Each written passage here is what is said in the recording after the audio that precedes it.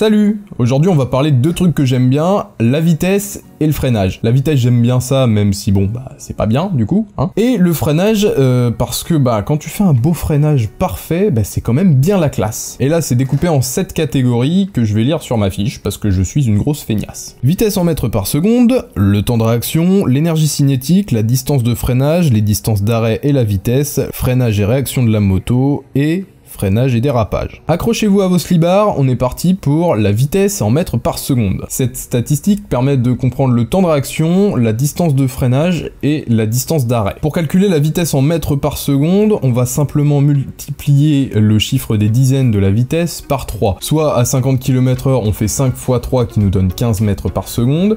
À 90, on fait 9 x 3 qui nous donne 27 mètres par seconde, etc. etc. C'est des résultats qui s'approchent de la réalité, mais pas exacts. Mais par contre, ça permet quand même d'appréhender un petit peu ce à quoi ça va être relié. Et pour le freinage, il faut d'abord se pencher sur le temps de réaction. C'est le temps compris entre la perception d'un événement et le moment où vous allez commencer votre action pour freiner. Il est d'environ 1 seconde, mais il peut augmenter avec l'alcool, la drogue, la fatigue, une distraction. Si vous regardez un truc au loin dans le paysage et que vous regardez pas devant, vous allez avoir un temps de réaction beaucoup plus important. Et en plus du temps de réaction, il faut prendre en compte l'énergie cinétique. L'énergie cinétique, si vous ne connaissez pas, c'est l'énergie de mouvement. Tout corps en mouvement va emmagasiner de l'énergie, et au moment d'arrêter ce corps en mouvement, l'énergie cinétique va devoir se libérer petit à petit jusqu'à ce qu'il n'y en ait plus, et donc que cet objet s'arrête. Pour une moto en freinage, ça y va très progressivement, mais par contre, quand vous vous bouffez un mur, et cette énergie, elle est délivrée très brutalement, ce qui donne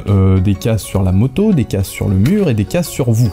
Voilà, parce que l'énergie cinétique doit se libérer dans tous les cas. Et cette énergie augmente avec la masse du véhicule, logiquement, et la vitesse au carré. Pour rappel, comme on en a parlé dans la fiche numéro 2, un impact à 50 km/h équivaut à une chute de 3 étages, c'est donc grosso modo ce que j'ai subi quand j'ai eu mon accident. Si vous n'avez pas vu la vidéo, allez la voir. À 90 km/h, ça équivaut à une chute de 10 étages, et à 130 km/h, ça équivaut à une chute de 22 étages. Et donc, vous voyez que c'est vraiment, c'est assez exponentiel. Et l'énergie cinétique, elle est directement influente sur la distance de freinage, du coup. La distance de freinage, c'est la distance parcourue lors du freinage. Le bouquin de code moto est absolument un génie.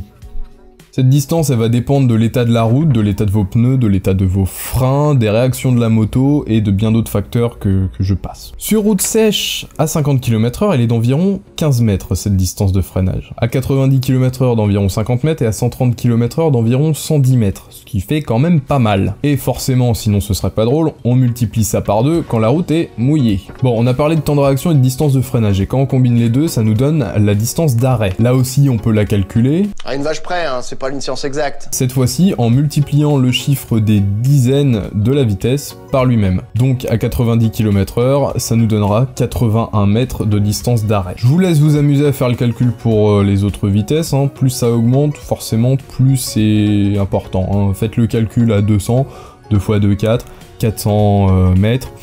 Voilà, 400 mètres pour s'arrêter, ça fait déjà un peu long. C'est quand même quasiment la moitié d'un kilomètre. Alors après tous ces chiffres, je vous propose un petit interlude Stoppie et Drift.